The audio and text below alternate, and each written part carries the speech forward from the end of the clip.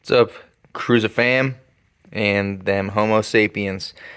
This is the fuel tank spring and or door spring. It went out and I couldn't figure it out. Well, how to buy the part. Anyway, that's the part you need. You can get that at probably a local Autoport store, or you can get it on yours truly, Amazon. So, 2 bolts, pretty simple. These I used 5/16. I know they're not 5/16, but they were painted on, so it's a little bit bigger than the millimeter. The reason you have to go take that off is because there is this little loop. It's kind of a bitch to get that little plastic piece in. I had to slide it in and then push it over and then use a screwdriver to push it in.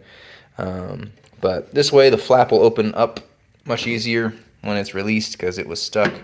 And I'll reinsert that and we'll be good to go. Hopefully that helps. Again, it's called a door. It's a fuel tank and or fuel door spring. This is a 93 Toyota Land Cruiser.